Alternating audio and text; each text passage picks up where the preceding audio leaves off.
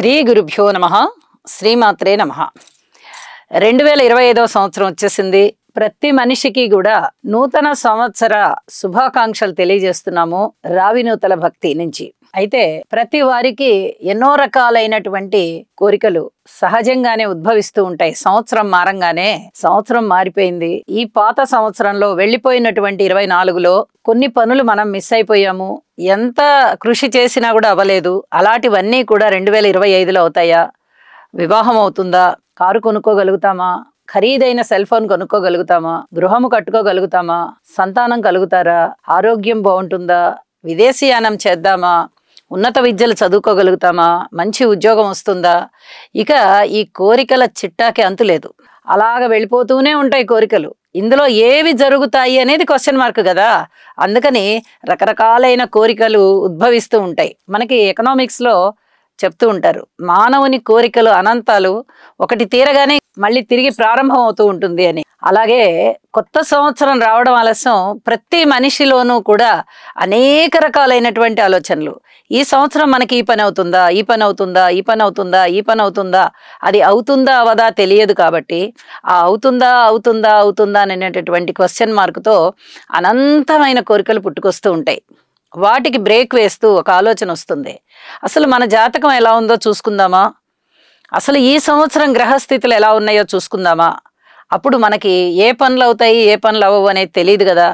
తెలిసిపోతుంది కదా, ఈ పనులు అవుతాయి అని తెలిసిపోతుంది, ఈ పనులు అవ్వవు అని తెలిసిపోతుంది అని చెప్పి ఎవరికి వారికి ఒక ఆలోచనలకి బ్రేక్ కలిగించేటటువంటి అంశమే జ్యోతిష్యం. ఇది అవుతుందా అవదా అనేటటువంటి ఆలోచనలు, ఆలోచనల పరంపర వెళ్ళిపోయే కన్నా జ్యోతిష్య ప్రకారంగా ఇది ఎలా ఉంటుందో తెలుసుకుందాము అని చెప్పి అనుకోవడం చాలా చాలా మంచిది అని చెప్పి ప్రతి వారు కూడా ఈ జ్యోతిషం వైపుకి తొంగి చూస్తారు. అలా 2025లో ఏ గ్రహాల యొక్క స్థితులు మారి ఏ రాసుల్ని ప్రభావితం చేస్తున్నాయి అనేది చాలా సుస్పష్టంగా ఉంటుంది. కాబట్టి వాటిని తెలుసుకోవడానికి ప్రయత్నం చేస్తారు. అలాగే ఈ సంవత్సరం మేము ఏ పరిహారాలు చేసుకుంటే మాకు అనుకున్న పనులు అవుతాయి, వివాహం అవుతుందా, ఏ పరిహారం చేసుకోవాలి, కారు కొనుక్కోగలుగుతామా, ఏ పరిహారం చేసుకోవాలి, ఇలాంటి క్వశ్చన్స్ మళ్ళీ తెర మీదకి వస్తాయి. వీటన్నిటికీ జవాబులు చెప్పుకుంటూ మనము ఏ రాశి వారికి గ్రహస్థితులు, మారిన గ్రహస్థితులు ఏ విధంగా ఉన్నాయి, ఇప్పుడున్న గ్రహస్థితులు ఏ విధంగా ఉన్నాయి, ఫలితాలు ఏ విధంగా ఉండబోతాయి తెలుసుకుందాము. 2025వ సంవత్సరంలో మేషరాశి వారికి ఏ విధంగా ఉండబోతోంది. ముందుగా గ్రహస్థితులు ఇప్పుడు ఎలా ఉన్నాయి, తరువాత ఎలా మారుతున్నాయి, అంటే ఏ డేట్లో ఏ గ్రహస్థితి మారుతోంది అనేది తెలియచెప్పుకుందాం. గురువు గారి యొక్క స్థితి వృషభ రాశిలో ఉంటూ మే 15న మిథున రాశికి వెళ్తున్నారు. అలాగే శని గారి యొక్క స్థితి మార్చి 30 వరకు కుంభరాశిలో ఉంటూ మార్చి 30 నుంచి మీనరాశిలోకి వెళ్తున్నారు. ఇక రాహువు యొక్క స్థితి వారు అపసవ్య దిశలో నడుస్తారు కాబట్టి రాశి వెనక్కి వస్తున్నారు. మే 20 నుంచి రాహువు గారి యొక్క సంచారము కుంభరాశిలో జరుగుతూ కేతువు గారి యొక్క సంచారము సింహరాశిలో జరుగుతూ ఉంటుంది. ఇద్దరు అపసవ్యంగా వెళ్తారు కాబట్టి వీరు కుంభరాశిలోకి వస్తారు, కేతువు సింహరాశిలోకి వెళ్తారు. గ్రహస్థితులు ఈ విధంగా ఉంటూ ఉండగా ఇక రాశుల ప్రభావం ఎలా ఉంది, ఏ రాశికి ఎలా ఉందో ఇప్పుడు చూద్దాము. వృశ్చిక రాశి. వృశ్చిక రాశి వారికి ఒక్కసారి 2025వ సంవత్సరంలో ఆదాయ వ్యయాలను చూసుకుంటూ మనము మిగతా గ్రహస్థితులను పరిశీలించుకుంటూ ఏ విధంగా ఉండబోతోంది ఇది, ఈ రాశి యొక్క ప్రభావము, ఈ రాశి యొక్క ఫలితాలు అని గనక ఒక్కసారి విశ్లేషణ చేసుకుంటే ఆదాయం 2 మాత్రమే ఉంది. ఇప్పటి వరకు మీకు గురువు గారి యొక్క స్థితి రాశి మీద పడుతూ ఉంది. మరి మే 15 నుంచి అష్టమ స్థానంలోకి గురువు గారి యొక్క సంచారం వెళ్తోంది. వ్యయస్థానంలో 14. మరి అష్టమంలో గురువు గారు మంచి ఫలితాలను ఇస్తారా అంటే ఒక్కొక్కసారి ఉన్నతమైన స్థితికి వెళ్తుంది, ఒక్కొక్కసారి అధః పాతాళానికి, అంటే ఉద్ధాన పతనాలను చూపిస్తూ ఉంటుంది. అష్టమ స్థానాన్ని మనము అంత పూర్తిగా బేరీజ్ వేయలేం.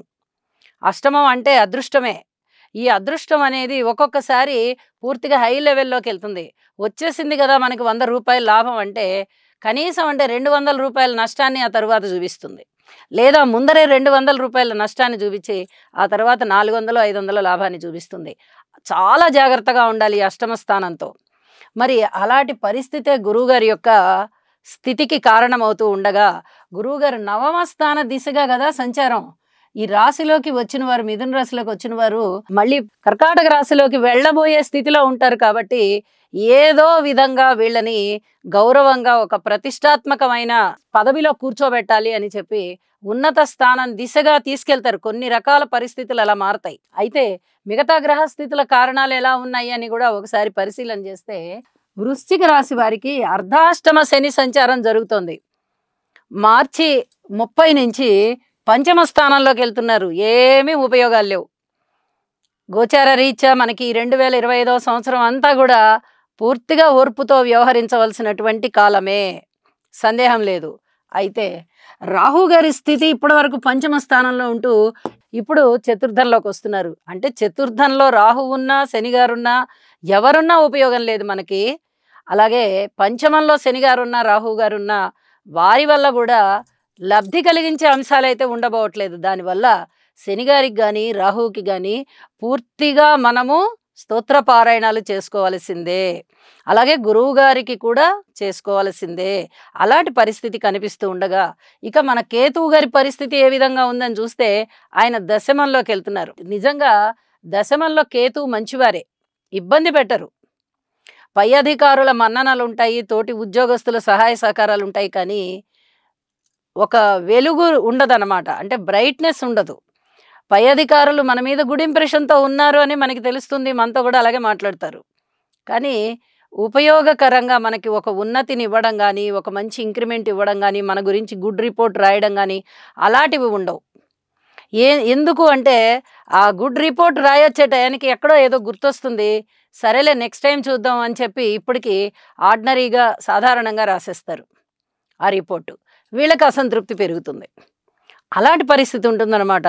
అంటే మరి ఉద్యోగస్తులు పై అధికారులు బాగున్నారు కదా అనుకుంటారు, బాగానే ఉంటారు, మీ మీద ఏం వ్యతిరేక భావన ఉండదు, కానీ కొంచెం ప్రొలాంగ్ అవుతాయి అన్నమాట పనులు. తొందరగా ఇంక్రిమెంట్లు రావు, ప్రమోషన్స్ రావు, ఎక్కడ వేసిన గొంగళి అక్కడే ఉంటుంది. అలా అని బ్యాడ్ ఇంప్రెషన్ ఉంటుందా అంటే ఉండదు. ఇలాంటి పరిస్థితుల్లో కొట్టుమిట్టాడుతూ ఉంటుంది ఈ వృశ్చిక రాశి వారికి ఉద్యోగ జీవితం. సరే ఓర్పు కలిగి ఉందాం, ఓర్పు కలిగి ఉందాం అని ఓర్పు కలిగి ఉంటారు. ఇక ఈ రాహు కానీ కేతువు కానీ శని గారు కానీ అంత మంచి ఫలితాలు ఇవ్వబోవడం లేదు. మరి గురువు గారి స్థితి అప్పుడప్పుడు బాగానే ఉన్న కారణం చేత కొంచెం మనశ్శాంతి ఉంటుంది. కాస్త మనశ్శాంతి తగ్గుతోందా అన్నప్పుడు మళ్ళీ గురువుగారు ఏదో ఒక అద్భుతాన్ని విషయాన్ని ఇచ్చేస్తారు. ఈ కారణం చేత వృశ్చిక రాశి వారికి ఆశ నిరాశల మధ్య జీవితం ఉన్నట్టుగా ఉంటుంది. ప్రతి విషయంలోనూ ఓర్పు కలిగి ఉండాల్సిందే. ఇది చాలా చాలా చెప్పదగ్గ సూచన. కుటుంబంలో అనేక విధాలుగా మనశ్శాంతి తగ్గే పరిస్థితి కనిపిస్తోంది. అలాగే అన్నదమ్ముల సహాయ సహకారాలు తక్కువగా కనిపిస్తున్నాయి. పూర్తిగా పిల్లల పట్ల లేదా ఇతర సంతానం పట్ల ఏ కారణం వల్ల అయినా కానీ ఉమ్మడి కుటుంబాలు ఉన్నట్టయితే పిల్లల పట్ల పూర్తిగా ఓర్పు కలిగే ఉండాలి. బంధుమిత్రుల పట్ల ఓర్పు కలిగి ఉండాలి. మాతృవర్గ రీత్యా ఓర్పు కలిగి ఉండాలి. అలాగే ఏదైనా స్థిర చరాస్తుల పట్ల ఓర్పు కలిగి ఉండాలి. విద్యార్థుల పట్ల ఓర్పు కలిగి ఉండాలి. ఉన్నత విద్యార్థులకు బాగానే ఉంది, మళ్ళీ ఉంది. ఉద్యోగస్తులు ఓర్పు కలిగి ఉండాలి. వ్యవసాయదారుల గురించి కూడా మనం చెప్పుకోవాలి. వృశ్చిక రాశి కదా, కుజుడు అధిపతి. మరి వ్యవసాయదారులకు ఎలా ఉండబోతోందండి? పంటలు ఒక్కొక్కసారి విపరీతంగా పండుతాయి. పండాయి కదా, బ్రహ్మాండంగా లాభం వచ్చింది అనుకుని అదంతా అయిపోయి ఆ లాభాలు తీసుకున్న తర్వాత మళ్ళీ రెండో పంట వేసినప్పుడు కొంత నష్టాలు కనిపించే అవకాశం ఉంది. లేదా ముందుగా అయినా నష్టం కనిపిస్తుంది, ఆ తర్వాత లాభం కనిపిస్తుంది. అది చెప్పలేని పరిస్థితి అన్నమాట. కాబట్టి నవగ్రహాల యొక్క స్తోత్ర పారాయణాలు చేసుకోవడం ద్వారా వీరు అనేక విధాల శుభములు పొందుతారు అని చెప్పడంలో ఆశ్చర్యం లేదు. యోగా చేయండి, అలాగే నవగ్రహ స్తోత్ర పారాయణాలు చేస్తూ అప్పుడప్పుడు నవధాన్యాలు దానం ఇవ్వండి, మీకు అనేక రకాల శుభం కలుగుతుందని చెప్పి సూచన చేస్తూ 2025వ సంవత్సరం కాస్త నిరాశాజనకంగా ఉన్నా దాన్ని మీరు ఆశాజనకంగా మలుచుకోవడానికి చక్కగా దైవభక్తిని ప్రదర్శించండి. దైవభక్తిని భగవంతుని ముందర మాత్రమే మీ భక్తిని ప్రదర్శించండి. అనేక రకాల మీకు తృప్తి కలుగుతుంది అని చెప్పి తెలియజేస్తూ శుభం.